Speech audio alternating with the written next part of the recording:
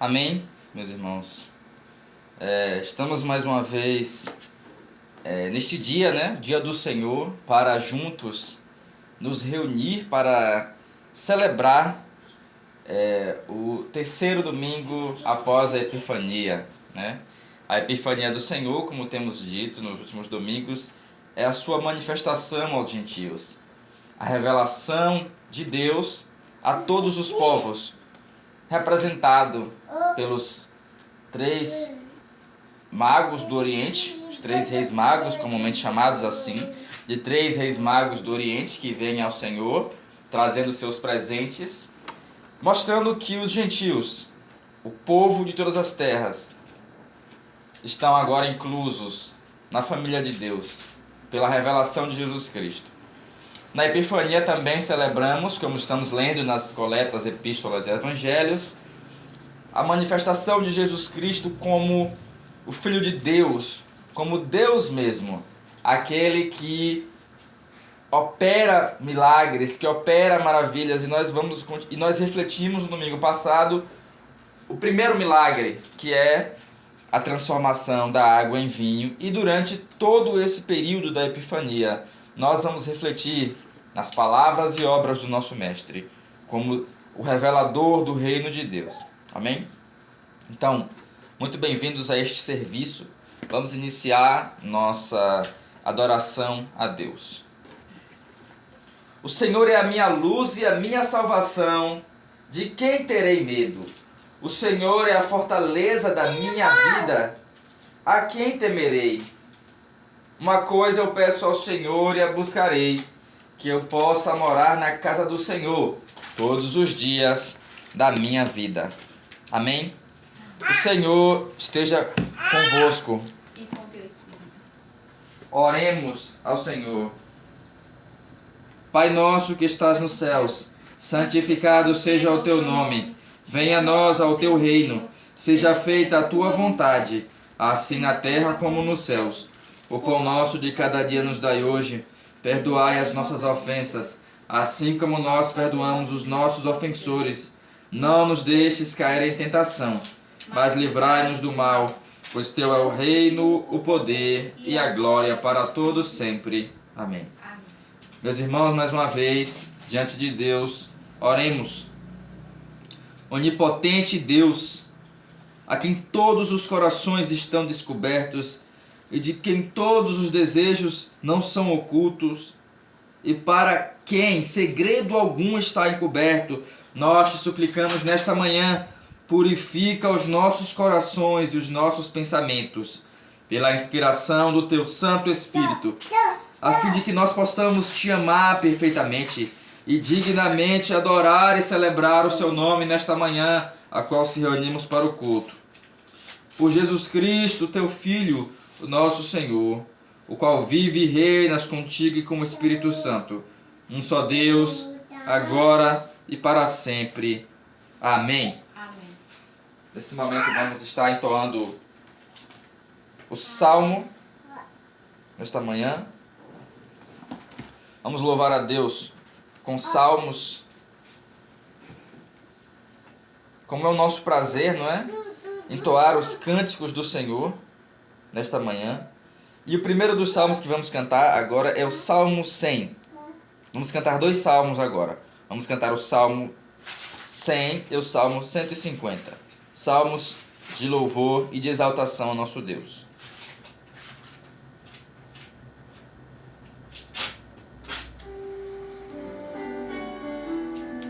Cantemos.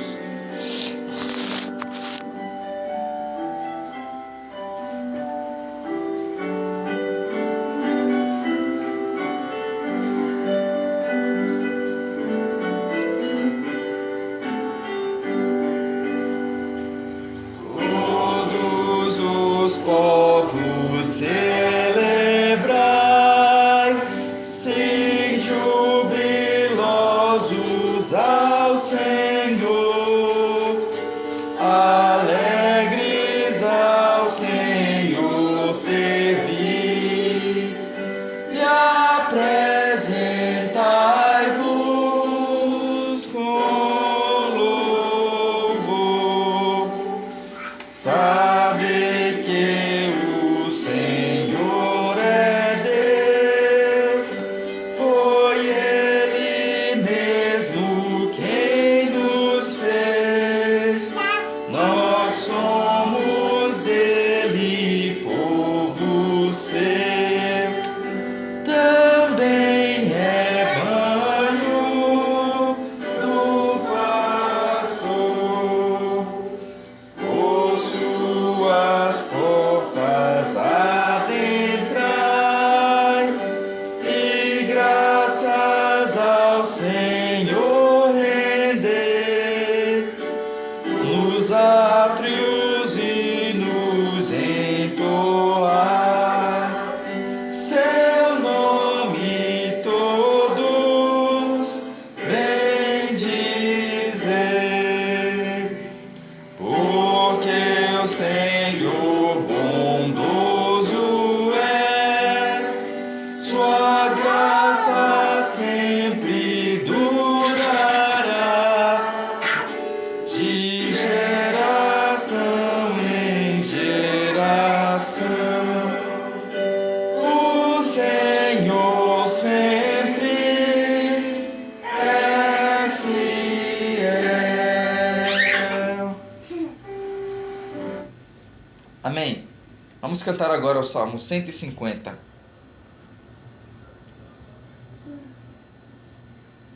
Louvai no santuário. Cantemos.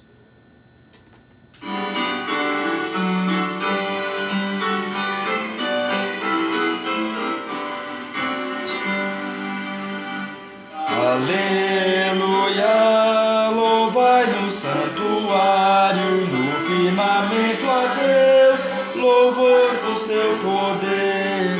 Louvai-o por seus feitos poderosos, louvai-o pela sua plena imensidão, louvai-o ao som da trombeta, louvai-o com saltério e com a harpa, louvai com tambor e com cordas, louvai com flautas, louvai a Deus, louvai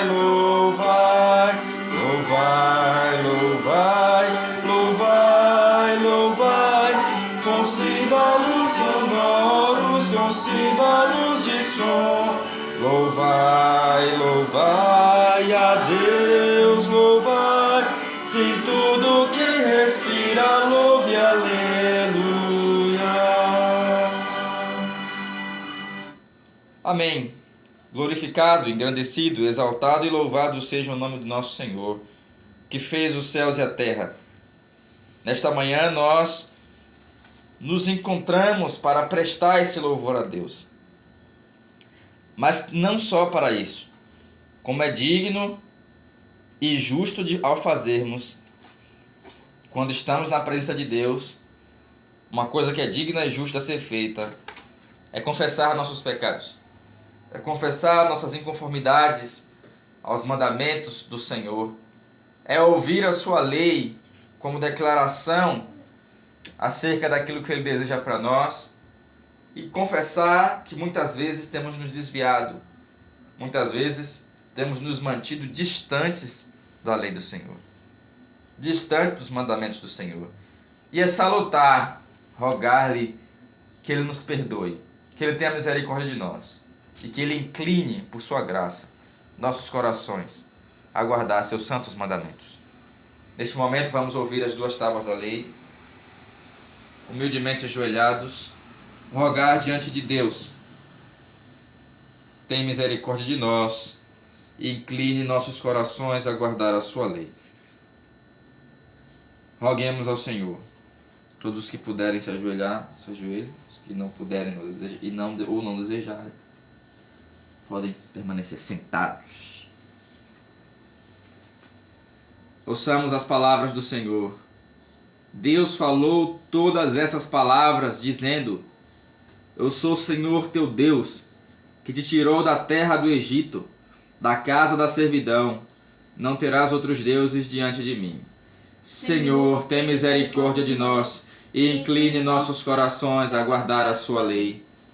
Não farás para ti nenhuma imagem esculpida, ou qualquer semelhança de alguma coisa que está em cima no céu, ou que está embaixo na terra, ou que está na água embaixo da terra. Não te curvarás diante delas, nem as servirás, porque eu, Senhor teu Deus, sou um Deus zeloso, que visito a iniquidade dos pais sobre os filhos, até a terceira e quarta geração daqueles que me aborrecem, e mostro misericórdia a milhares do que me amam e guardam os meus mandamentos. Senhor, tem misericórdia de nós, e inclina nossos corações a guardar a sua lei. Não tomarás o nome do Senhor teu Deus em vão, porque o Senhor não terá por inocente aquele que toma o seu nome em vão. Senhor, tem misericórdia de nós, e inclina nossos corações a guardar a sua lei. Lembra-te do dia do Shabat para mantê-lo santo. 6 dias trabalharás e farás toda a tua obra. Mas o 7º dia é o Shabat do Senhor teu Deus. Nele não farás obra alguma, nem tu, nem teu filho, nem tua filha, nem teu servo, nem tua serva, nem teu gado, nem teu estrangeiro que está dentro das tuas portas. Pois em 6 dias o Senhor fez os céus e a terra, o mar e tudo o que neles há, e descansou no 7º dia. Portanto, o Senhor abençoou o dia do Shabat e o santificou. Roguemos: Senhor, tem misericórdia de nós, e incline nossos corações a guardar a sua lei. Honra teu pai e a tua mãe, para que se prolongue os teus dias na terra, que o Senhor teu Deus te dá. Senhor, tem misericórdia de nós, e incline nossos corações a guardar a sua lei. Não assassinarás. Senhor, tem misericórdia de nós, e incline nossos corações a guardar a tua lei. Não cometerás adultério. Senhor, tem misericórdia de nós, e incline nossos corações a guardar a sua lei. Não furtarás. Senhor, tem misericórdia de nós, e incline nossos corações a guardar a sua lei. Não darás falso testemunho contra o seu próximo. Senhor, tem misericórdia de nós, e incline nossos corações a guardar a sua lei. Não cobiçarás nada do que é do teu próximo. Roguemos pela última vez: Senhor, tem misericórdia de nós, e escreve todas as tuas leis em nossos corações. Assim te suplicamos. Amém. Confessemos nossos pecados a Deus e nossas inconformidades aos seus mandamentos.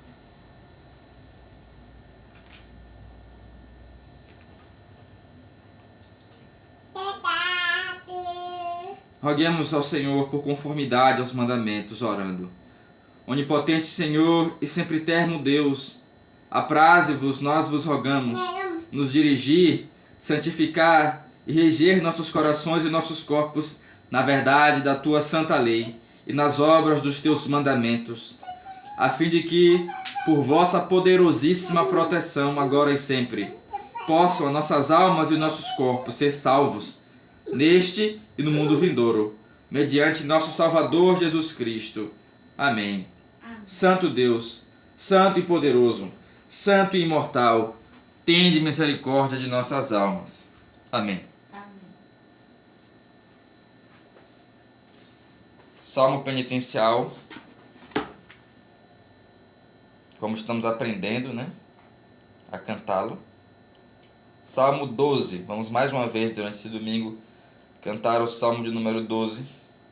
Qual estamos aprendendo? Cantemos.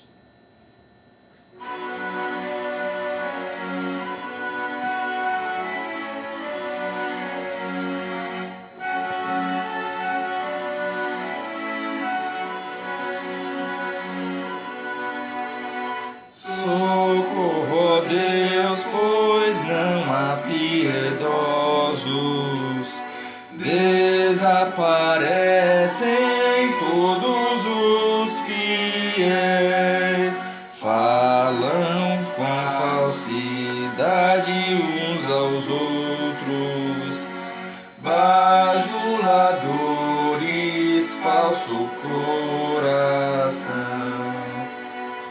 Glória ti, Senhor, os lábios que bajulam, e a língua que soberbamente diz, pois dizem com a língua venceremos. Nossa é a boca, quem é sobre nós. Por causa então da opressão dos pobres e do necessitado em sua dor, diz o Senhor, agora me levanto. A quem anseia, assim eu salvarei.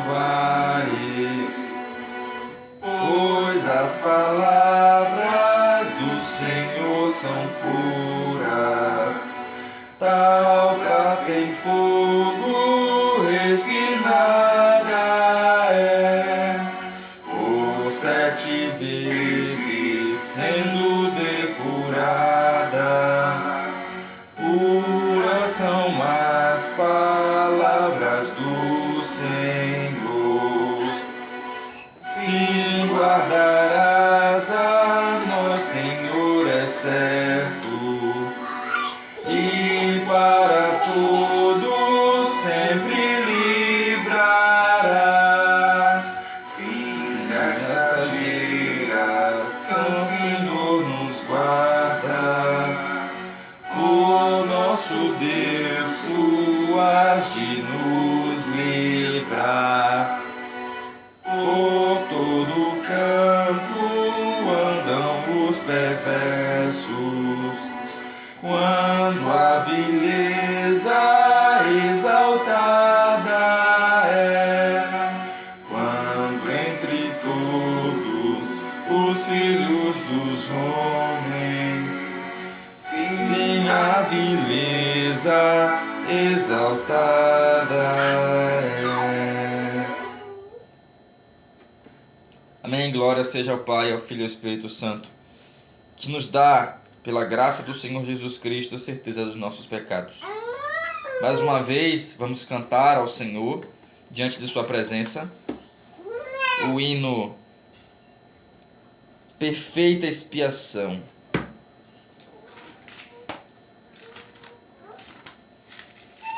Um louvor, né? A expiação, o sacrifício de Cristo que foi feito por nós, e é onde reside a nossa confiança do perdão dos pecados.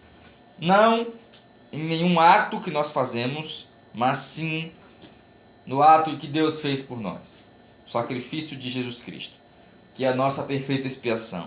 Então, com fé em nossos corações, cantemos hino Perfeita Expiação.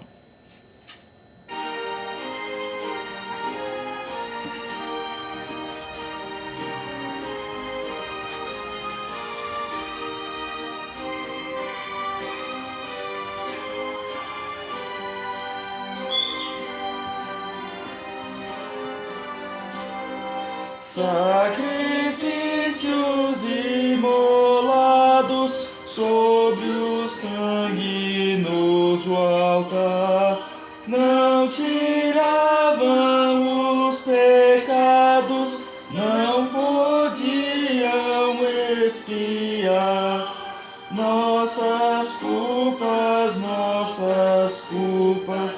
nem remorsos dissipar. Nossas culpas, nem remorso dissipar. Mas o sangue precioso do que na cruz o Redentor derramou tão generoso, tem poder expiador. Purifica o mais ímpio pecador. Purifica o mais ímpio pecador. Triste choro meu pecado, mas Jesus me dá perdão. E por ele perdoado, não verei condenação. O Cordeiro da completa remissão. O Cordeiro da completa remissão.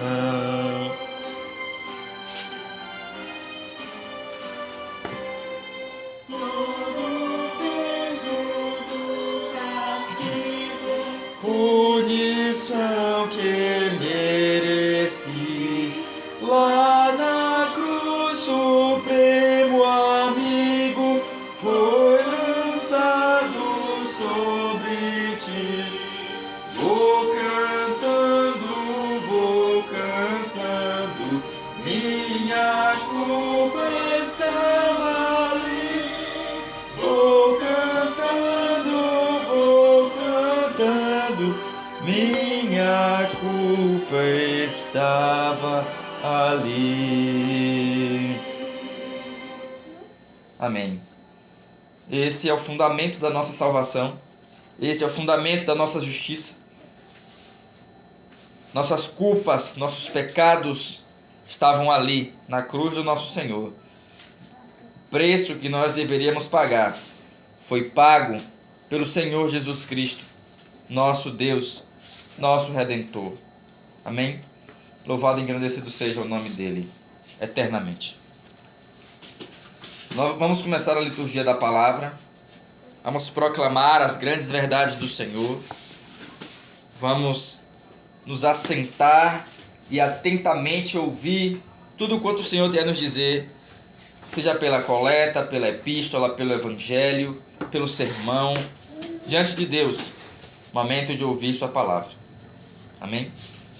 Então, mais uma vez, curvemos nossas cabeças, ergamos nossos corações aos céus para orar, dizendo: Deus Todo-Poderoso e Eterno, te suplicamos, olhe com misericórdia para as nossas fraquezas, ó Senhor, e estende a tua mão direita para nos ajudar e defender de todos os perigos e necessidades. Por Jesus Cristo, nosso Senhor, te rogamos. Amém e amém. A palavra do Senhor, conforme a epístola, Romanos capítulo 12, de 16 a 21. Vou pedir que Nath venha à frente e faça a leitura. Romanos capítulo 12, de 16 a 21.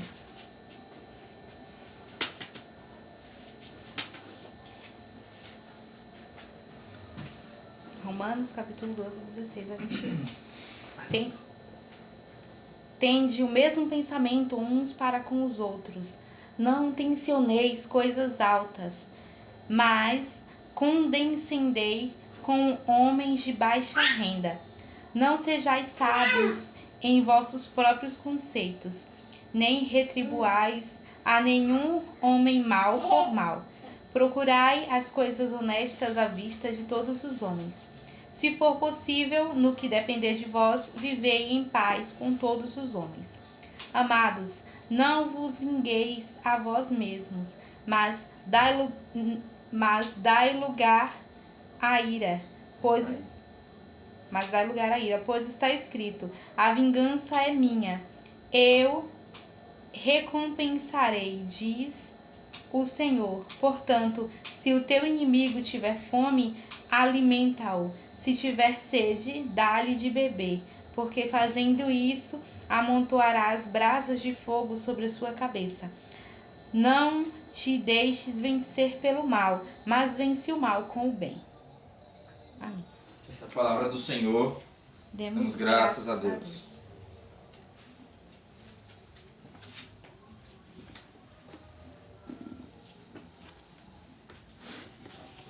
Vamos lá então.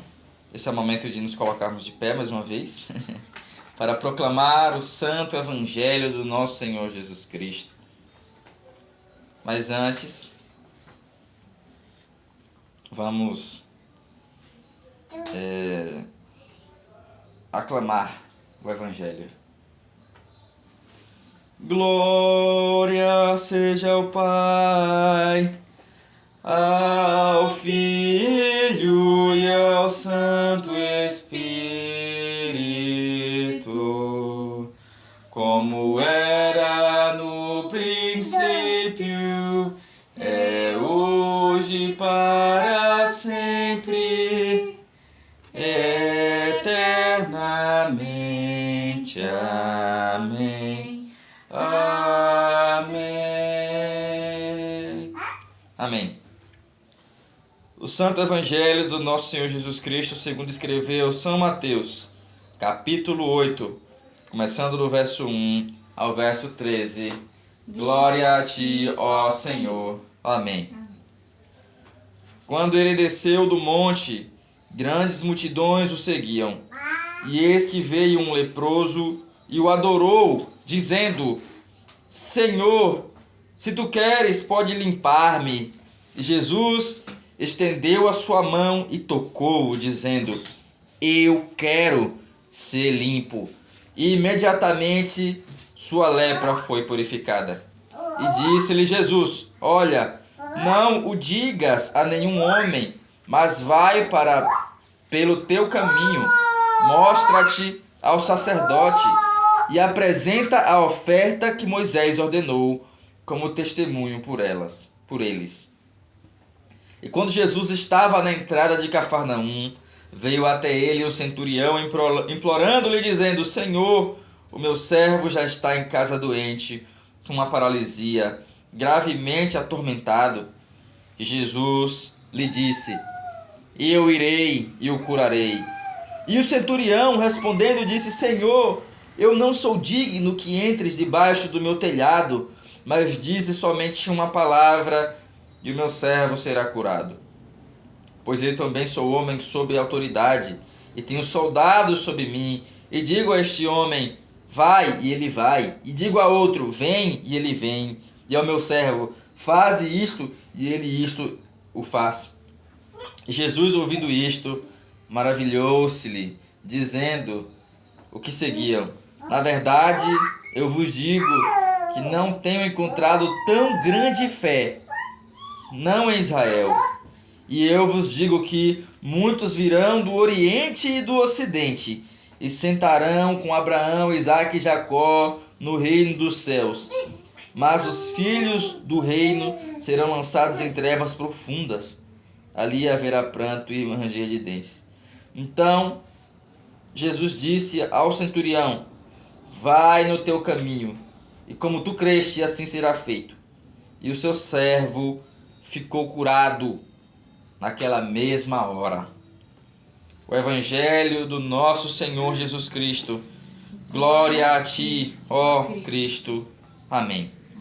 Amém. Então louvado e agradecido seja nosso Senhor Jesus Cristo por seus feitos maravilhosos, por revelar-se não simplesmente miraculosamente, mas ele se revela em condescendência, ele se revela em humildade, ele se revela em piedade aos menos favorecidos, como nós observamos, aos doentes, aos necessitados. E ele busca também isso de nós, condescendência, se importarmos com aqueles que mais necessitam, com aqueles que precisam. Que Deus revele essa maravilhosa glória a nós pela sua graça. Amém? Louvado e engrandecido seja o nome do nosso Senhor. Meus irmãos, como é digno de fazer ao ouvirmos a palavra do Senhor, vamos confessar a nossa fé diante de Deus, conforme está descrito no credo niceno-constantinopolitano. A fé que professamos, a fé em que estamos batizados. Amém? Então, eu pergunto, cristão, qual a fé que você professa no seu batismo?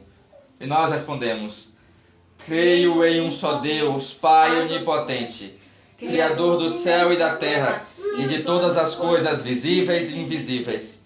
Creio em um só Senhor Jesus Cristo, Filho unigênito de Deus, nascido do Pai antes de todos os séculos, Deus de Deus, luz da luz, Deus verdadeiro de Deus verdadeiro, gerado, não criado, consubstancial ao Pai. Por ele todas as coisas foram feitas. E por nós homens, e para a nossa salvação, desceu dos céus e encarnou por obra do Espírito Santo no ventre da Virgem Maria e se fez homem. Foi também morto por nós, crucificado sob o poder de Pôncio Pilatos. Padeceu e foi sepultado. Ressuscitou ao terceiro dia, conforme as Escrituras, e subiu aos céus, onde está sentado à mão direita de Deus Pai. E de novo há de vir em sua glória para julgar os vivos e os mortos, e o seu reino não terá fim. Creio no Espírito Santo, Senhor que dá a vida, e procede do Pai e do Filho, e com o Pai e o Filho é adorado e glorificado. Ele que falou pelos profetas. Creio na Igreja una, santa, católica e apostólica. Confessamos um só batismo para a remissão dos pecados e aguardamos a ressurreição dos mortos e a vida do mundo vindouro. Amém e amém. Eis a nossa fé, eis a fé do nosso batismo.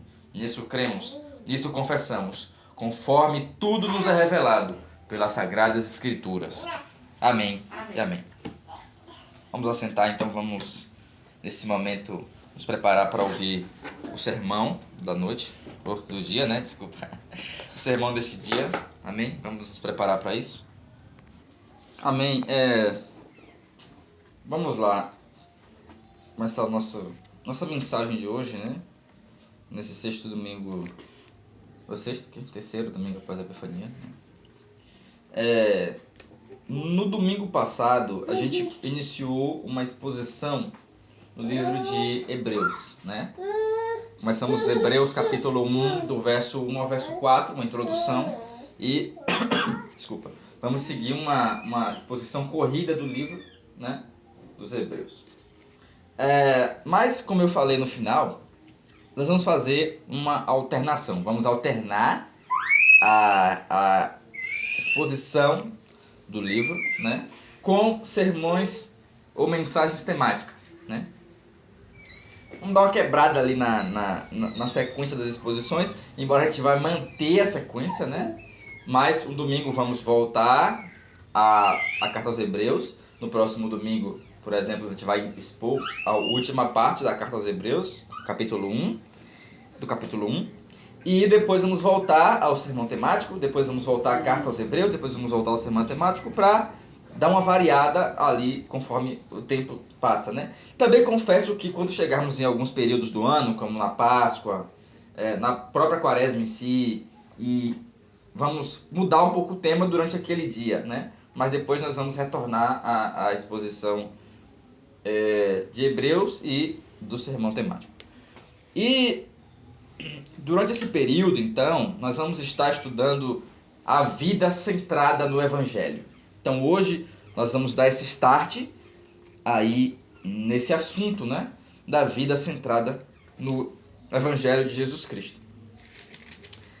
Meus irmãos, uma das nossas declarações de propósito, de existência, nossa missão aqui na cidade e como Igreja de Cristo também, né, é o compromisso em ser uma igreja evangelizadora, em ser uma igreja que prega o santo evangelho do nosso Senhor Jesus Cristo. Quando nós nos declaramos como uma igreja anglicana reformada que é evangélica, nós não queremos dizer que fazemos parte do evangelicalismo moderno, né? Que por muito tem sido uma confusão no Brasil, né? Quando nós nos declaramos como evangélicos, nós declaramos que o nosso primeiro compromisso fundamental é com o Evangelho do nosso Senhor Jesus Cristo e com a sua sagrada mensagem, o Santo Evangelho do Senhor, e sua mensagem é a nossa prioridade primária como Igreja de Cristo. Isso em obediência ao mandamento de Cristo, quando institui o sacramento do batismo, que diz: ide por todo mundo, pregai o evangelho a toda criatura. Isso estava sendo dito aos apóstolos e nós somos herdeiros dessa mensagem apostólica. Então, somos apóstolos. Em que sentido? No sentido de que a palavra apóstolo quer dizer aquele que é enviado com uma mensagem. Ou seja, nós também somos enviados com essa mensagem. Claro que nós não somos apóstolos como os apóstolos foram, né? Mas nós também somos mensageiros. E qual é a mensagem que carregamos? O Evangelho. Então, quando falamos em vida centrada no Evangelho, nós precisamos entender alguma coisa sobre o Evangelho, né? Porque nós não podemos fazer uma confusão que muitos fazem, né? Que é confundir o Evangelho com os resultados do Evangelho, né? O Evangelho, meus irmãos, não é uma vida regulada com Deus. O Evangelho não é uma vida de oração, uma vida de leitura da palavra, uma vida de santidade, meus irmãos. Quando nós falamos disso, nós estamos falando das consequências do Evangelho, dos resultados do Evangelho. E não podemos confundir uma coisa com a outra. O Evangelho, ele é fundamentalmente uma mensagem. É algo que precisa ser entendido e expressado às pessoas em forma de discurso, em forma de mensagem. Existe um dito muito popular aí que diz: pregue o Evangelho e, se possível, use palavras. Isso está errado. O Evangelho, ele é pregado fundamentalmente com palavras. Porque o Evangelho, ele é uma mensagem, meus irmãos, que nos foi legada pelos apóstolos nos Evangelhos e nas epístolas. Então a gente não pode confundir uma coisa com a outra. Uma coisa é os resultados do Evangelho e outra coisa é a mensagem do Santo Evangelho. Os resultados do Evangelho, a vida de oração, a vida de leitura da Palavra de Deus, a vida santificada, são consequências da mensagem, mas elas não são confundidas com ela, meus irmãos. Então, a gente precisa fazer primeiro essa distinção. Então, nós estamos com essa ideia de uma vida centrada no Evangelho, começando um estudo, né, que vai nos entender como é que vivemos esses resultados da mensagem do Evangelho, meus irmãos. Mas antes de adentrarmos profundamente na ideia de a vida centrada no Evangelho, nós primeiro precisamos nos fazer uma pergunta, que é uma questão crucial para entendermos isso. Que é a pergunta: o que é exatamente o Evangelho? Você compreende o que é exatamente o Evangelho? Porque antes de entendermos os frutos do Evangelho, que é a vida centrada nele, no Evangelho, precisamos ter, no mínimo, um conhecimento básico, fundamental, da mensagem do Evangelho que nós estamos pregando. Porque precisamos compreender isso. Essa é uma questão que devemos esclarecer antes de darmos o próximo passo em relação à vida centrada no Evangelho. Porque, embora muitos estejam familiarizados com a palavra Evangelho, a gente ouve muito isso, é comum nós não termos uma clareza quanto ao conteúdo do Evangelho, quanto à mensagem do Evangelho.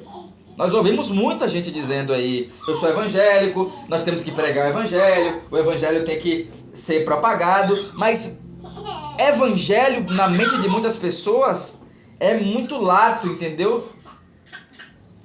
Muitas pessoas não têm clareza quanto ao conteúdo. E a realidade é que existe uma compreensão popular muito grande acerca do Evangelho, né? E que está contida em alguns resumos simplificados.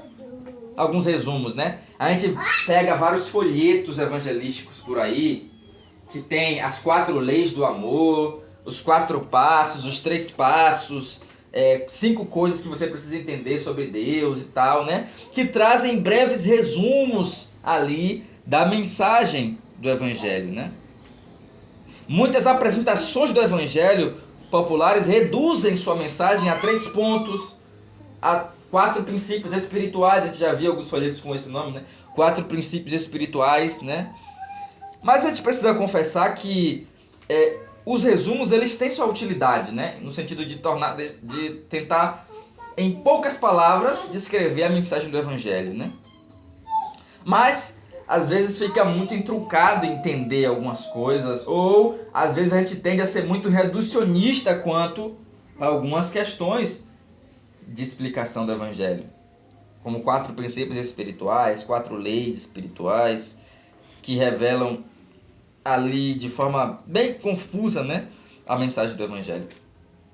E a mensagem do Evangelho, ela realmente é uma coisa complexa, ela não é tão simples assim. Ela envolve muitas questões, né? Eu espero mais para frente também fazer uma exposição sobre cada ponto da mensagem do Evangelho, o que duraria muito tempo para explicar, não é? Então, eu não estou dizendo que a mensagem do Evangelho é simplista, né? Mas que ela é complexa e que a gente precisa, pelo menos basicamente, ter em nossa mente uma definição. Porque quando uma pessoa lá fora perguntar para nós, e aí, você é evangélico, mas o que é o Evangelho? Muitas pessoas não têm capacidade de responder, né? Então a gente precisa colocar, pelo menos basicamente, em nossa mente algumas coisas para explicar a mensagem do Evangelho, né? Então, o meu objetivo aqui nessa manhã, com vocês que estão escutando, é fazer com que vocês possam compreender, em poucas palavras, a mensagem do Evangelho e serem capazes de explicar a outra pessoa, ou a pessoa que não entende, né? Em poucas palavras, em forma básica, de forma introdutória, em que consiste a mensagem do Evangelho. Para, a partir disso, no próximo sermão, deste domingo ao próximo, nós refletirmos sobre a vida centrada nesse Evangelho. Então, primeiro precisamos responder a pergunta: o que é o Evangelho? Para depois irmos para os resultados do Evangelho, que é a vida centrada nele. Amém? Então, para começar aqui, o Evangelho ele é melhor compreendido como uma história, né? A grande história, a história mais importante de todo o mundo, né? A história da salvação. E como uma história, ele é composto por vários capítulos, que nós precisamos compreender claramente. Os capítulos da mensagem do Evangelho. E também precisamos compreender onde nós estamos dentro dessa grande história. Amém? Então, os capítulos básicos da mensagem do Evangelho se encontram em 4 pontos. Eu estou sendo reducionista aqui, claro, né? Para que a gente entenda de forma básica o Evangelho. Então, vocês precisam, quando lhe perguntarem quais são os capítulos do grande Evangelho, vocês dirão, são 4. Criação, queda, redenção e consumação. Eu peço que vocês mantenham esses 4 nomes na sua mente, porque a mensagem do Evangelho, de forma básica, tá? Não estou dizendo aqui de forma profunda ou detalhada, mas de forma básica, está contida nesses 4 capítulos: criação, queda, redenção e consumação. Se você puder anotar isso num caderno, em alguma coisa, para que você possa refletir sobre isso, é bom. E nós vamos agora, então, adentrar em cada um desses capítulos para que nós compreendamos a mensagem do Evangelho. Amém? Vamos lá. Na grande história do Evangelho, temos o primeiro capítulo, que é a criação. A criação, ela consiste do mundo para o qual fomos criados. Do mundo e o modo para o qual fomos criados. Então, a grande história do Evangelho, ela não começa conosco. A gente ouve muito aí: Deus tem um propósito para a sua vida. Deus quer transformar a sua vida. Deus quer mudar sua situação financeira, sua situação emocional. Venha escutar o Evangelho para que Deus faça isso. Essa abordagem que começa pelo homem, pelas necessidades básicas do homem, não é a forma correta de se abordar o Evangelho. Meus irmãos, o Evangelho começa com Deus, com a pessoa de Deus. E está contida nesse capítulo 1 do Evangelho da Mensagem, que é a criação. A história não começa conosco, mas começa com Deus. No fundo, temos uma sensação de que existe uma verdade absoluta sobre nossas vidas. Nós temos uma intuição da existência de Deus. Mesmo aqueles que não creem no Evangelho, que não professam a religião cristã, eles têm dentro de si, naturalmente, né, um senso de que Deus existe. De que existe um Deus. Não nem de que Deus existe, mas de que existe um Deus. De que existe um ser superior, né, que criou esse mundo. Isso é uma consequência natural de ser humano, né? Até os ateístas, no fundo, né, eles trabalham para tentar negar a existência desse senso comum dos seres humanos de que existe um Deus. Nas ilhas mais isoladas do mundo, onde não existe influência de cristianismo ou de outras religiões, as pessoas nascem naturalmente adorando coisas, seja as árvores, as águas, o sol, o universo. Mas isso está lá porque existe no ser humano esse senso de que existe uma verdade superior, existe alguém superior, e este alguém é uma divindade, meus irmãos. Mas embora sintamos que somos importantes e que há algo solene, que há algo majestoso e eterno a respeito da humanidade também, né?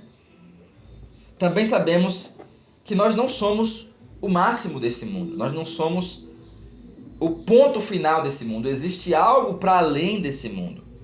E este algo, e este além, este superior é Deus, meus irmãos.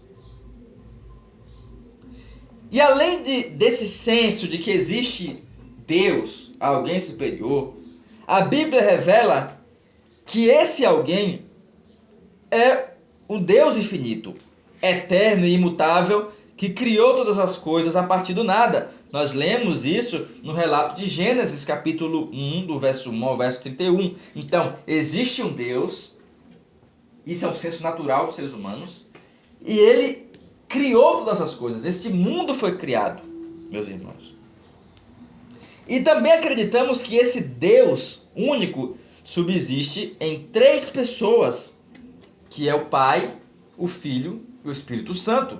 Ele é um Deus eterno que criou todas as coisas e ele subsiste em 3 pessoas. Como Deus é trino e uno em seu ser, não foi motivado a criar o mundo por nenhuma necessidade, seja de relacionamento, ou seja de adoração, ou seja de glória, meus irmãos. Porque uma ideia muito errada na cabeça de muita gente aí é que Deus criou o mundo, criou o universo porque ele necessitava de homens, de amizade, ele necessitava de relacionamento com as pessoas. Então ele estava lá muito sozinho no céu e ele resolveu criar os seres humanos para poder suprir essa carência emocional de ter alguém para conversar, de ter alguém para caminhar, de ter alguém para salvar. Meus irmãos, Deus é trino, ou seja, ele não necessita de outras pessoas, porque ele em si é uma tríade de pessoas, o Pai, o Filho e o Espírito Santo. Ou seja, não existia necessidade de relacionamento no céu, porque ele já tinha seus relacionamentos em si mesmo, né? Com o Pai, Filho e Espírito Santo. Então, ele não cria o mundo por necessidade. Ele cria o mundo por causa do transbordar de sua perfeição, do seu amor, de sua bondade e da sua glória. Então, a partir do amor que existe entre Pai, Filho e Espírito Santo, ele cria o mundo, meus irmãos, para expressar esse amor, para expressar essa glória, meus irmãos. Ele criou o mundo por causa do transbordar de sua perfeição, do seu amor, da sua bondade e da sua glória. E nós lemos em Gênesis 1, 27, que Deus criou os seres humanos à sua imagem. E isso é o que nos confere dignidade e o que nos confere valor, meus irmãos. Se o ser humano ele tem dignidade, se o ser humano ele tem valor, se nós não podemos matar uma outra pessoa porque ela é singular, ela é única, meus irmãos, é porque ela foi criada à imagem de Deus. Porque ela foi criada do resplendor da glória de Deus. E por isso ela tem o seu valor. Os seres humanos, se não existisse um Deus supremo que criasse a nós, e se nós não fôssemos criados à imagem desse Deus, o ser humano não teria valor, ele seria qual um inseto andando por aí, né? Mas, se nós temos esse senso de que cada ser humano é importante e que sua vida deve ser cuidada e preservada, é porque existe um Deus que o criou e nós somos criados à imagem dele. O sentido da equidade entre os homens só existe porque existe alguém superior que criou o homem de forma importante, meus irmãos. Ele também nos criou humanos, o que significa que somos seres criados e dependentes do nosso Criador, ou seja, somos criaturas. Ele nos criou de forma a ser dependentes dele, de forma que nós somos seres humanos. Nós não temos capacidade de mudar as estações, né? Ou de, por nossas próprias forças, fazer com que plantemos uma semente hoje e dizer cresça, né? É o próprio Deus quem nos dá essas dádivas e ele nos cria de forma dependentes dele, né? Fomos criados para nos alegrarmos nele, fomos criados para adorá-lo, fomos criados para amá-lo, para servi-lo e não para fazer isso a nós mesmos, para adorar a nós mesmos, para servir a nós mesmos, meus irmãos. Então, quando falamos desse primeiro capítulo do Evangelho, da criação, nós estamos falando que existe um Deus, que ele criou todas as coisas, que ele nos criou de forma boa, de forma que a sua imagem está em nós e por isso temos valor. E ele nos criou para a sua própria glória, para depender dele, para servi-lo, para adorá-lo e para louvá-lo. Esse estado em que ele nos criou é conhecido como estado original, ou estado de perfeição. Na criação original de Deus, tudo era bom, tudo era perfeito, tudo era regulado conforme sua santa e divina vontade. O mundo existia então, no Gênesis, na criação de tudo, em perfeita paz, em perfeita estabilidade, em perfeita harmonia, em perfeita completude. Então, esse é o primeiro capítulo da mensagem do Evangelho, a criação. Deus cria o seu mundo e põe o homem nesse mundo de forma boa e perfeita. E aqui a gente passa a página do primeiro capítulo para o segundo capítulo, que é a queda. Nós vemos a criação, estamos agora vendo a queda. A queda é o capítulo negro da história, o capítulo escuro, terrível da história. Porque é o capítulo em que todas as coisas são destruídas, em que tudo quanto Deus criou em harmonia, em santidade, em perfeição, se rebela contra ele. Deus nos criou para que nos alegrássemos nele, nos criou para que nós adorássemos o seu nome, para que amássemos e o servíssemos a ele somente. Mas, em Gênesis 3, em Gênesis capítulo 3, do verso 1 ao verso 7, lemos que a criação de Deus se rebelou contra ele. Deliberadamente se rebelou. Em vez de viver sob a autoridade de Deus, a humanidade se voltou contra ele em rebelião pecaminosa. Lemos em Isaías 53, verso 6 o seguinte. Isaías 53, verso 6 diz: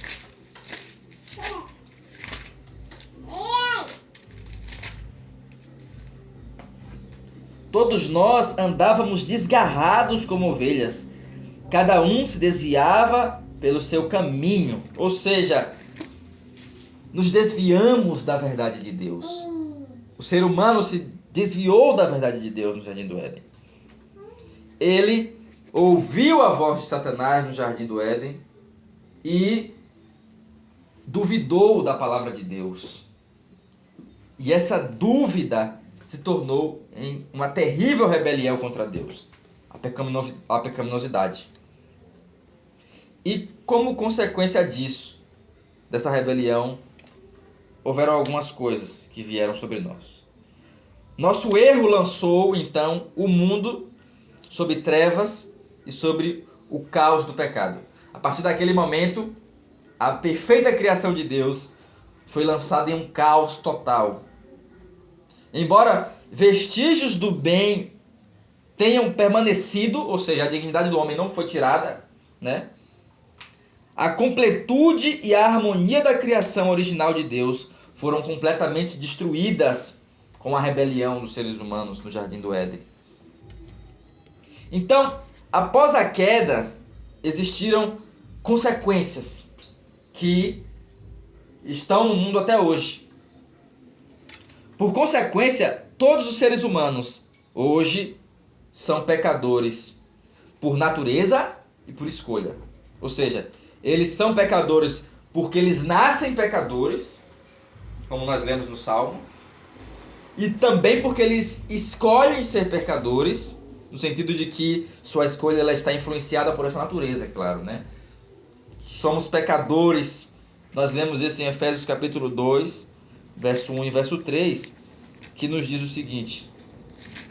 Efésios capítulo 2, verso 1 a 3, diz o seguinte: Ele vos deu vida, estando vós mortos em vossos delitos e pecados, nos quais andastes outrora, segundo o curso deste mundo. Ou seja, existe em nós uma natureza pecaminosa, que nós chamamos de pecado original, que herdamos de Adão, e existe em nós uma disposição de pecar hoje, que nós chamamos de pecado atual, que é nossa disposição de sempre estar pecando, de fazer a coisa errada, né? Mesmo que muitas vezes pensemos em não fazer, nós estamos lá fazendo o mal, fazendo o pecado. Porque existe não só em nós uma natureza pecaminosa, mas uma disposição de pecar, de agir contra a vontade de Deus, meus irmãos. É comum então nós tentarmos justificar os nossos pecados dizendo que não somos tão maus assim, que afinal sempre podemos encontrar alguém pior do que nós, né? Existiu Hitler aí, por exemplo, ele foi pior do que nós. Diante de Hitler eu sou um homem bom, né? Eu não sou uma pessoa má e tal. E isso é uma tentativa de justificar, meus irmãos, nossa pecaminosidade diante de Deus. Mas essa evasiva apenas revela nossa visão rasa e superficial do que é o pecado. Nós precisamos ter uma visão profunda, meus irmãos, daquilo que é o pecado. Então, o pecado, para termos essa definição, ele não é primeiramente uma ação que nós fazemos. Ele é uma ação em si, né? Quando nós vamos lá e cometemos um pecado, nós estamos agindo contra a vontade de Deus. Mas em primeira instância, o pecado ele não é simplesmente uma ação, meus irmãos. Ele é uma disposição do nosso coração. Ele não é simplesmente uma ação. Ele é uma disposição. Trata-se da aversão de nossa alma para com Deus. Ou seja, nós pecamos, nós agimos pecaminosamente porque existe uma disposição em nosso coração que é contra Deus. Por isso que todo pecado, em última instância, é contra Deus. Se nós cometemos um pecado contra uma pessoa, de roubá-la, de odiá-la, de traí-la, nós estamos cometendo um pecado contra ela, é verdade, mas em última instância estamos cometendo um pecado contra o próprio Deus, porque o desejo de pecar nasce de uma aversão à verdade, à vontade de Deus, que é a santidade, que é que cumpramos a coisa certa, façamos a coisa certa. Nós negamos essa santidade de Deus e assim agimos pecaminosamente. Então, o pecado não é, em primeira instância, uma ação que cometemos, embora seja uma ação. ele é uma disposição do nosso coração. Nosso coração é pecaminoso. O pecado nasce do nosso coração. Nasce de uma disposição de agir contra a vontade de Deus. Então essa é a definição profunda do pecado. Então, depois de que o pecado nasce do nosso coração de ser contra a vontade de Deus, ele mostra seus frutos, sua manifestação externa.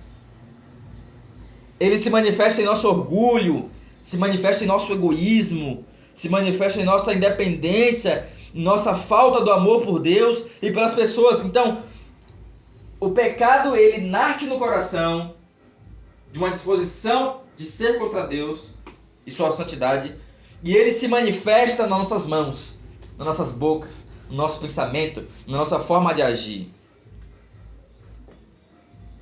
E às vezes o pecado é externo bastante inegável. Outras vezes é interno e oculto. Ou seja, às vezes o pecado pode ser crasso, ser externo, a gente vai lá e faz mesmo a coisa ruim para todo mundo ver. Ou às vezes ele pode ser interno, oculto. Está no nosso coração. A mágoa, o ódio, o rancor, a ira, a maledicência são coisas internas, né, que estão no nosso coração. Então às vezes o pecado pode se manifestar tanto externamente quanto internamente no nosso coração. Então, com base nisso, a conclusão universal acerca deste capítulo é que o pecado ele é universal. Não existe um sequer neste mundo que não nasça em consequência ou debaixo do jugo do pecado, exceto Cristo, meus irmãos. Romanos capítulo 3, verso 23, deixa claro: todos pecaram e estão destituídos da glória de Deus. Então por isso que esse é o terrível capítulo da humanidade. Deus nos criou bons para servi-lo e amá-lo, mas nós, através de Adão, herdamos uma natureza pecaminosa que agora é contra Deus, que agora só deseja o pecado, meus irmãos. E nós também temos sobre nós as consequências do pecado. E a primeira das consequências do pecado é a escravidão. O pecado, ele nos escraviza. Nós lemos em Romanos 6,17 o seguinte. Romanos capítulo 6, verso 17. Mas a graça de Deus, porque outrora escravos do pecado, contudo viestes a obedecer de coração. Ou seja, Paulo está dizendo que nós outrora, quando estávamos no mundo, quando não tínhamos a Cristo ainda, éramos escravos do pecado. E todos os quantos hoje estão no mundo e não têm a Cristo como Salvador das suas vidas, eles estão num estado terrível de escravidão ao pecado. Isso é algo que precisa ser pregado quando formos espalhar a mensagem do Evangelho. A mensagem começa com Deus e vai para o homem, mas não para as necessidades básicas emocionais financeiras do homem, mas para a sua necessidade espiritual fundamental. Ele é escravo do pecado, ele é pecador. Quando nos voltamos contra Deus, nós buscamos outras coisas para encontrar vida, para encontrar identidade, para encontrar propósito, para encontrar felicidade. Ou seja, o ser humano ele está sempre buscando coisas para substituir o louvor e a glória de Deus no seu coração. E essas coisas podem se manifestar através de uma vida financeira boa, né, bem regulada, amigos, festas, farras, sucesso. Todas essas coisas são buscadas pelo ímpio para substituir a Deus em seu coração. Elas procuram dar supervalor a substitutos para Deus. Essas coisas, então, que se tornam substitutos no coração dos seres humanos, é o que a Bíblia chama de ídolos. Ou seja, não existe ninguém que não tenha um Deus a quem servir. Mesmo que seja um Deus falso, ele serve a algum Deus no coração. Até o próprio ateu, que diz que não existe Deus, a suprema coisa que ele põe no seu coração é o seu próprio intelecto. A sua própria capacidade de compreender o mundo através... de entender a complexidade do mundo através da ciência, através da observação empírica das coisas, ou seja, da observação física, tátil do mundo. O seu Deus é a sua capacidade de compreender o mundo. Para o ateu ou para aquele que não acredita em Deus, né? E para outros, o seu Deus às vezes pode ser um time de futebol, às vezes pode ser uma arte marcial, um esporte, às vezes pode ser um carro, uma casa, algo físico. Mas a realidade é que aqueles que não têm ao Deus Criador nos seus corações, têm um Deus a quem servir. Tem um Deus a quem todo domingo ele está lá servindo. Todos os dias, um tempo de folga que ele tem, ele está lá servindo esse Deus. Mesmo que ele não confesse como Deus com a boca, ele confessa como Deus no seu coração e nas suas atitudes. Não há ser humano que viva sem um Deus a quem servir, mesmo que seja um Deus falso. E esse Deus é o que a Bíblia chama de ídolo do coração. Meus irmãos. E esses ídolos, então, eles exigem tudo de nós. Ele exige nosso tempo, ele exige nossa energia, ele exige nossa lealdade, ele exige nosso dinheiro, ele exige tudo que somos e ele exige tudo que temos. E ele nos escraviza através disso. Então, o pecado ele estabelece o seu domínio sobre nós através dessa escravização. Esses ídolos começam a governar nossas vidas e começam a governar nossos corações. Eles dominam nosso coração. Romanos 6,14 diz que estávamos sob o domínio do pecado. Por isso a Bíblia descreve o pecado como que tem domínio sobre nós, sobre aqueles que não têm a Cristo. Em Romanos 6,14. Então, o fim supremo dessa escravidão é a troca do Criador de Deus pela criação, pela criatura, pelo aquilo que Deus criou. Romanos 1,26 também vai nos dizer isso. Então, a primeira consequência do pecado, dessa natureza, é a escravidão. A segunda consequência é a condenação. E aqui reside a necessidade suprema dos seres humanos.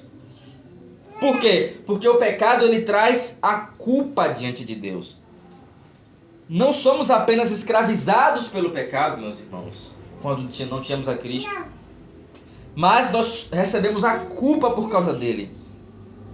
Há uma sentença divina a todos os quantos substituem a Deus no seu coração. E essa sentença é uma sentença terrível. Estamos condenados diante do juiz do céu e da terra. Por quê? Porque Romanos capítulo 6, versos 23, diz que o salário do pecado é a morte. Ou seja, há um veredito sobre todo quanto não tenha Jesus Cristo em sua vida. O salário que receberão no final das contas é a morte eterna.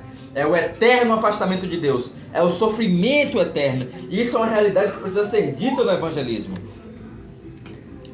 O resultado da escravidão ao pecado é a condenação pelo pecado. Estamos debaixo da justiça e da ira de Deus. Sua ira justa contra o pecado repousa sobre nós até o momento em que aceitamos a Jesus Cristo e nos convertemos a Ele. Então,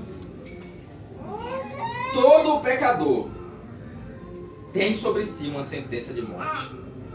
Não a morte física, mas a morte espiritual, o afastamento completo de Deus e o sofrimento eterno. Todo pecador que não tem a Cristo, é claro, né? Então, aqui reside a necessidade mais básica, mais fundamental dos seres humanos: reconciliação com Deus, perdão dos pecados. Esse capítulo terrível da história precisa ser resolvido. E ele é resolvido no terceiro capítulo da grande história. Nós vemos a criação, propósito original pelo qual Deus criou o mundo. A queda, o capítulo destrutivo da história. E nós temos agora no terceiro capítulo a redenção. Criação, queda, agora redenção. Jesus vem e nos salva. Aqui está, meus irmãos, o coração do Evangelho. O centro do Evangelho. Jesus vem e nos salva. A grande história tem seu ápice agora. Porque quando tudo está um caos, quando tudo está uma destruição completa, surge um herói na história. Nós precisamos de um herói nessa história, meus irmãos. E o nosso Deus não nos deixa sem um herói. E esse herói é Jesus Cristo. Ele é o herói da história. Toda boa história tem um herói. E o herói da história do Evangelho é Jesus Cristo. Jesus Cristo é o nosso herói verdadeiro. A humanidade precisa de um Salvador. Ela precisa de um Redentor. Ela precisa de um libertador para livrá-la da escravidão e da condenação do pecado e para restaurar o mundo ao seu bem original. Porque se não existir Salvador, nós estamos acabados. Comamos e bebamos, que amanhã morreremos eternamente. Precisamos de um Salvador. E Deus nos dá esse Salvador, esse Redentor. Esse resgatador deve ser verdadeiramente humano para pagar a dívida que temos com Deus, meus irmãos. Então ele não pode ser qualquer pessoa. Ele precisa ser plenamente homem. Porque há uma dívida de homem para ser paga a Deus. E a nossa dívida. E esse resgatador deve ser verdadeiramente homem, né? Mas contudo, ele não pode ser meramente homem, meus irmãos. Porque deve subjugar o pecado. Um homem comum não consegue subjugar o pecado. Ou seja, ele precisa ser homem, mas mais do que homem, ele precisa ser Deus também. Para ser capaz de suportar sobre si mesmo os pecados dos homens. Então, Jesus Cristo, nosso Senhor, ele assume esse papel de ser o nosso resgatador, de ser esse Deus homem capaz de pagar a dívida e de suportar os pecados dos homens. Precisamos de um substituto. Alguém que possa viver a vida de obediência que nós não somos capazes de viver por causa da nossa natureza pecaminosa, da nossa natureza que é inclinada contra Deus. Então precisamos de alguém que seja capaz de obedecer perfeitamente a Deus.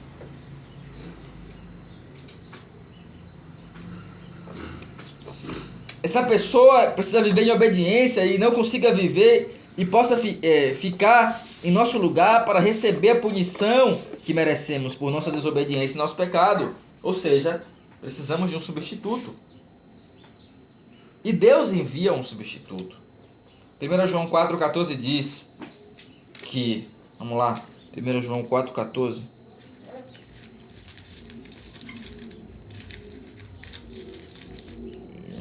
João 4,14 diz o seguinte: e nós temos visto e testemunhado que o Pai enviou o seu Filho. Ou seja, Deus o Pai resolve o nosso problema fazendo o quê? Enviando Jesus Cristo, o Filho. A Bíblia ensina que Jesus Cristo é plenamente Deus, ou seja, ele é a segunda pessoa da Santíssima Trindade, e que ele também é plenamente homem. E é disso que precisamos, de alguém que seja plenamente homem, capaz de suportar, de viver uma vida santa, né? E que seja plenamente Deus, capaz de suportar os pecados sobre si, né? E essa pessoa, Jesus Cristo, nós entendemos que Jesus Cristo é homem Deus. E ele nasceu de uma mãe humana, a Virgem Maria. Ele viveu e existiu de forma real como um ser humano como nós, em carne e sangue. E é isso que confessamos quando dizemos que ele se fez carne, quando proclamamos no credo. Então, ele é uma pessoa real, ele foi uma pessoa real. E isso é inegável, a história prova que Jesus Cristo existiu como ser humano, como nós. Então, ele vem, vive uma vida perfeita e ele morre em nosso lugar. Ele morreu uma morte brutal em uma cruz romana, fora de Jerusalém. Jesus viveu uma vida de obediência perfeita, como lemos em Hebreus 4,15, sendo a única pessoa na história que não mereceu julgamento, meus irmãos, por si mesma, por seus próprios atos. Ela não mereceu o julgamento de nosso Senhor Jesus Cristo. Então, muitas pessoas dizem: Jesus morreu por você para carregar os seus pecados na cruz e lhe reconciliar com Deus o Pai. Realmente, Jesus morreu por você. Mas além disso, Jesus viveu por você. Ou seja, a vida que você não conseguia viver, Jesus viveu. É disso que estamos falando quando dizemos que os méritos de Cristo estão sobre nós. Quais são os méritos de Cristo? A sua vida santa, a sua vida perfeita. Somos aceitos diante de Deus não por nossa vida, mas pela vida de Cristo. E por isso somos chamados a viver uma vida conforme a vida de Cristo. Mas, em primeira instância, a justiça que temos diante de Deus é a justiça de Cristo, a vida de Cristo. E não há condenação mais sobre nós, por quê? Por causa da morte de Cristo, que levou os nossos pecados. Na cruz, ele tomou o nosso lugar, morrendo a nossa morte, se fazendo pecado por nós. Na cruz houve uma troca divina. Ele recebeu a condenação e a morte que merecíamos em consequência dos nossos pecados, para que, quando depositássemos nossa confiança e nossa fé nele, possamos receber a bênção e a vida que ele mereceu, que ele merecia. Então, na cruz, a Sagrada Cruz é uma substituição. O justo pelo injusto, o santo pelo pecador, para que o pecador pudesse ser aceito diante de Deus. O grande abismo entre Deus santo e justo e o homem pecador e condenado, escravo e condenado, é intransponível. Mas Jesus Cristo faz uma ponte através do seu sacrifício, reconciliando um com o outro. Deus Pai e o ser humano. Então, Jesus Cristo viveu, Jesus Cristo morreu e Jesus Cristo ressuscitou. E isso muda tudo. Jesus não apenas morreu em nosso lugar, ele ressuscitou da morte, demonstrando a sua vitória completa sobre o pecado, sobre a morte e sobre o inferno. Então, qual é o significado da ressurreição? Porque sua ressurreição é um acontecimento decisivo na história. É o mais importante, na verdade, até do que a sua morte. Sua ressurreição é mais importante de todas as coisas. Então, qual é o significado da ressurreição de Jesus Cristo para nossas vidas? A Bíblia chama a ressurreição de primícias. A evidência inicial da renovação total que Deus está trazendo. Ou seja, através da ressurreição, Deus está trazendo uma renovação completa. A ressurreição foi o primeiro passo, foi a primícia. Isso quer dizer primícia, né? Que é a primeira coisa que Deus está fazendo nova todas as coisas, meus irmãos. 1 Coríntios 15, 20 vai nos dizer isso. Em Apocalipse 21, verso 5 diz: eis que eu faço nova todas as coisas. Ou seja, uma das promessas, das maiores promessas da Bíblia é essa: um dia Deus o Pai vai fazer novas todas as coisas. E o primeiro passo dessa renovação de todas as coisas reside na ressurreição de Cristo. É por isso que nós dizemos que na ressurreição, Jesus Cristo inaugura uma nova criação. É isso que confessamos, meus irmãos. A consumação dessa nova criação é a renovação de todas as coisas. Mas o primeiro passo é a ressurreição de Jesus Cristo.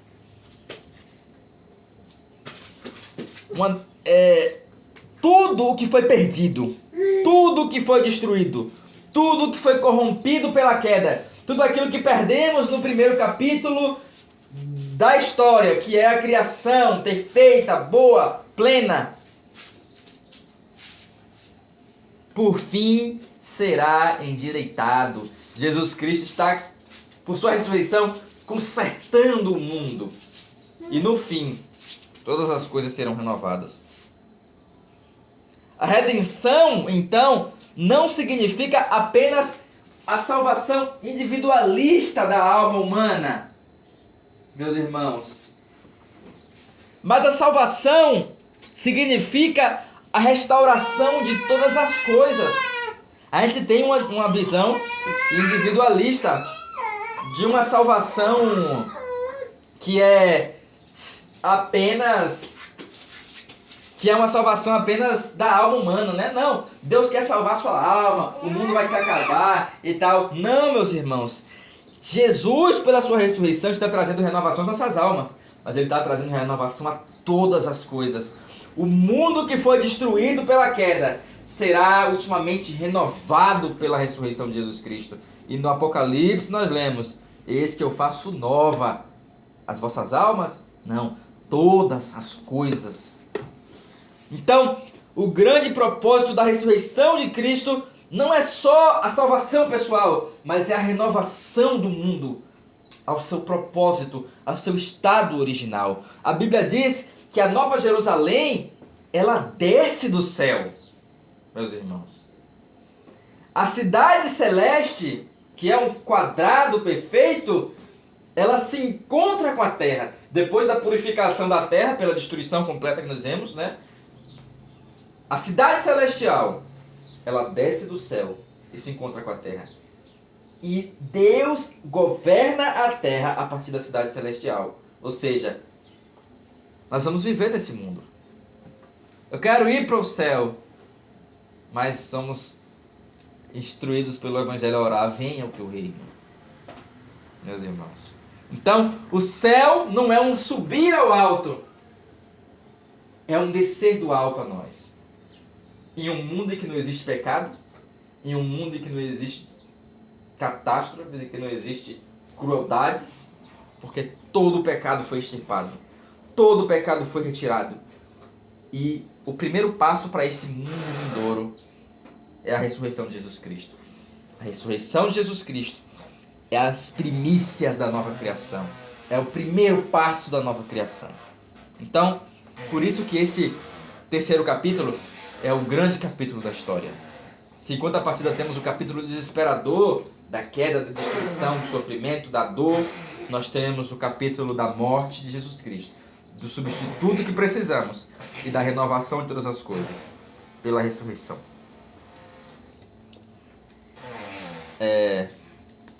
E agora nós partimos para o último capítulo, não é? Que é a história da consumação. Ou seja, o novo povo. A história continua. A questão central então é: como nos tornamos parte dessa história? Qual é o nosso lugar nessa história, meus irmãos?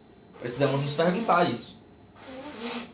Ao explicar todas essas coisas ao pecador, àquele que está sendo evangelizado, nós dizemos que essa história não é uma história longínqua, que não faz sentido para ele, mas cada um de nós temos um lugar nessa história.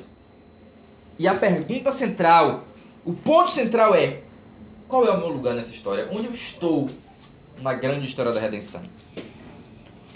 Como nós experimentamos a salvação de Deus pessoalmente e nos tornamos agentes de sua redenção ao mundo? Como alcançamos isso? Devemos questionar, devemos nos perguntar: como nós alcançamos essas coisas? Hein? Isso deve ser uma questão que deve ser levada em conta. Como nos tornamos participantes dessa história? A nossa resposta mais adequada a essa história é... Alguém pode dizer? A fé. A fé é a grande resposta que precisamos dar a essa história. Qual é a resposta do pecador que está lá fora? É a fé. É a resposta adequada a isso. A fé pode ser comparada à confiança em um motorista de táxi para nos levar ao destino correto. Nós confiamos que o Uber que a gente pega vai nos levar ao nosso destino, né? Nós pelo menos confiamos nisso. Nós pomos a nossa fé, sendo bem simplista, desculpa aqui, né? Isso aqui é uma coisa bem simples, mas é uma ilustração válida. Nós pomos a nossa fé de que o motorista vai seguir o caminho certinho ali, de que ele não vai desviar do caminho, vai nos levar para outro lugar. Meus irmãos, a fé na história, na grande história da redenção é como isso. Nós depositamos a nossa fé em que Jesus Cristo está nos guiando ao caminho certo. E essa é a nossa resposta. Assim como confiamos em um médico ao aceitar seu diagnóstico de tratamento que precisamos resolver para o nosso problema, confiamos em Jesus Cristo como o redentor dos nossos pecados. Receber o seu grandioso perdão e descansar totalmente nele para sermos aceitos diante de Deus. Então, a nossa resposta deve ser uma resposta de fé a Deus, meus irmãos. E a fé não é só uma confiança em Jesus Cristo, na sua obra, mas a fé, ela também é uma entrega completa de quem somos a Deus. Crer no Evangelho é um compromisso de entrega. Você se entrega a Jesus Cristo. Você crê nele como seu único Redentor. É uma entrega tranquila e sincera do eu a Deus, meus irmãos. Assim como se entregamos aos cuidados de um cirurgião, acreditando que ele, no ato da cirurgia, vai resolver o nosso problema. Que ele é capaz. Então, é uma fé na obra de Cristo e uma entrega completa à pessoa de Cristo, da nossa vida.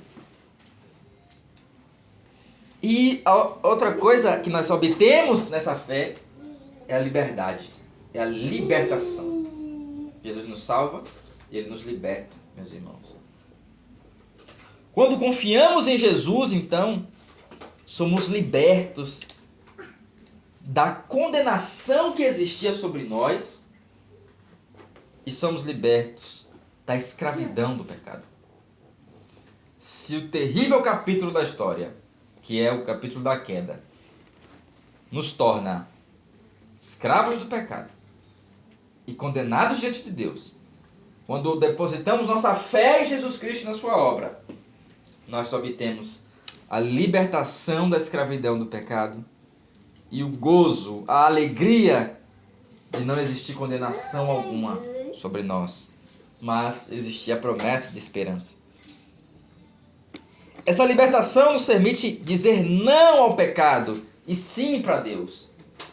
Enquanto aquilo que o ímpio faz, mesmo que seja atos bons em si, é pecado, para nós, agora, somos capacitados pelo Espírito a dizer não ao pecado, a viver uma vida santa diante de Deus.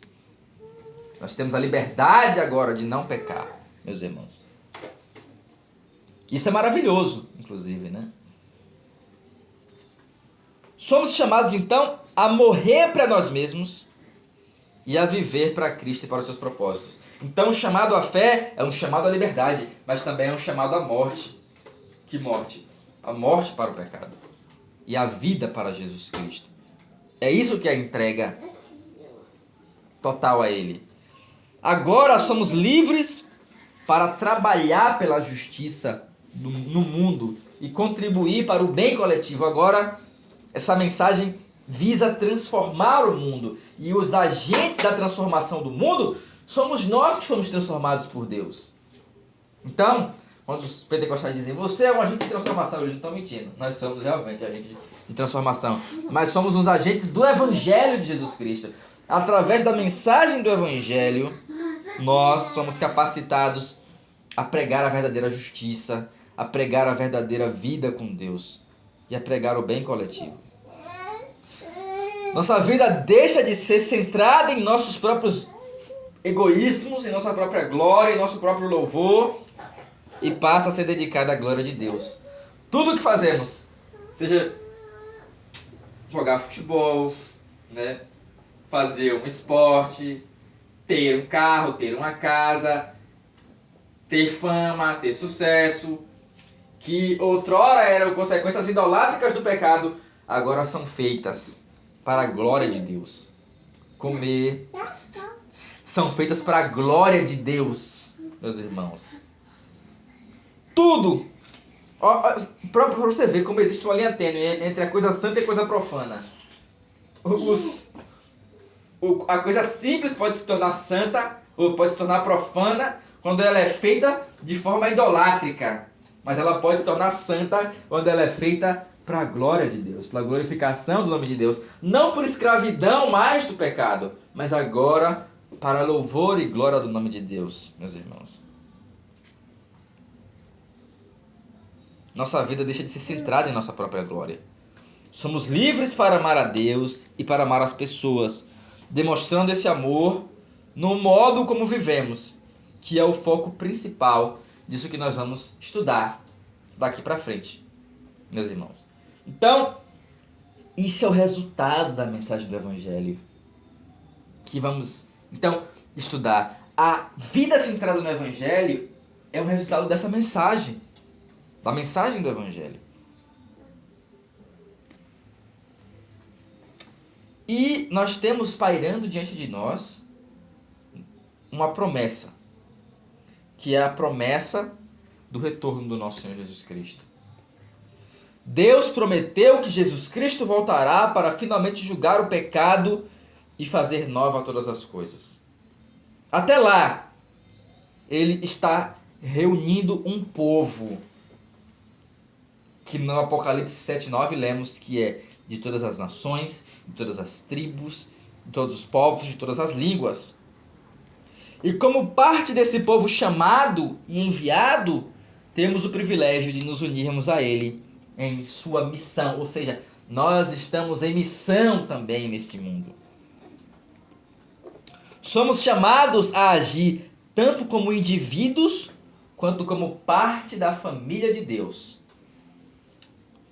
Pela graça podemos nos deleitar em Deus, viver para a sua glória, servir à humanidade e tornar seu evangelho conhecido por meio de nossas palavras e de nossas atitudes.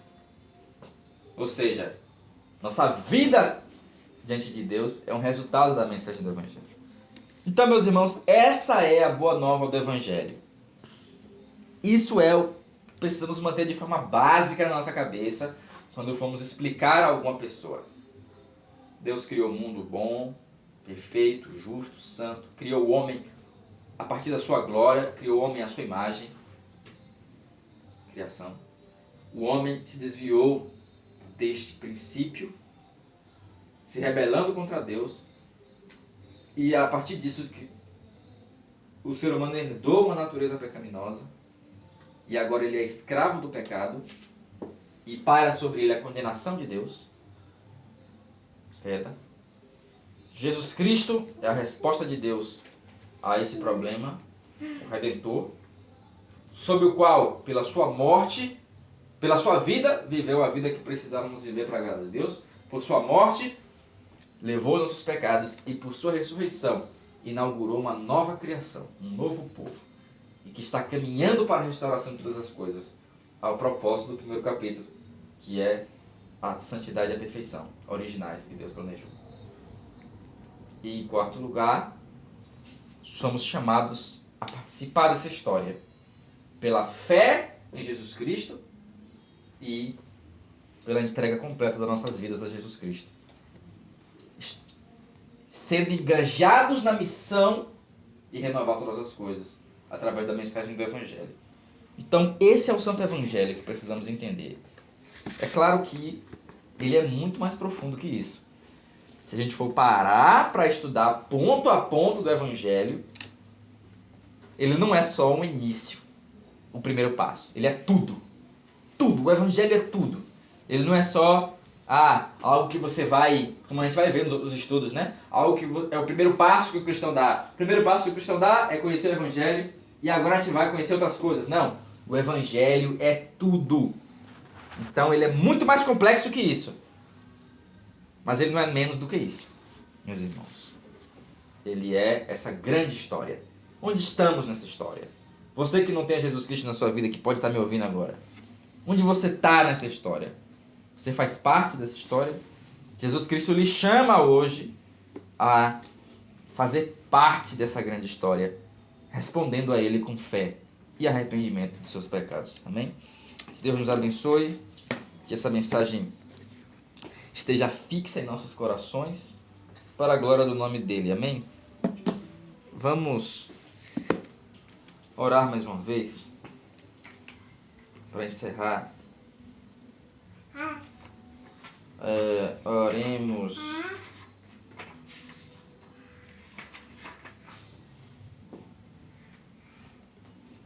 Vamos fechar nossos olhos e levar nossos corações aos céus para orar. Permite, nós te suplicamos, ó Deus onipotente, que as palavras que ouvimos hoje com nossos ouvidos fiquem, pela vossa graça, de tal modo gravadas em nossos corações, que produzamos em nós os frutos do bom viver, para a honra e glória do seu santo nome, mediante Jesus Cristo, que é o nosso Senhor, o qual vive e reina contigo e com o Espírito Santo, um só Deus, agora e para sempre. Amém. Meus irmãos, vamos cantar mais um salmo. Hoje nós vamos cantar o salmo número 1 também, como cantamos no último domingo. Salmo 1.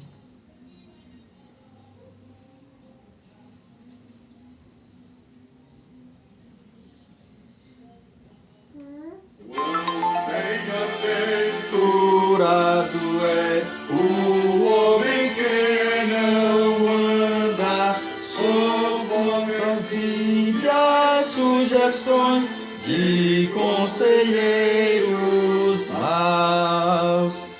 Não se detém no caminhar de homens pecadores, nem se assenta em comunhão com o escarnecedor.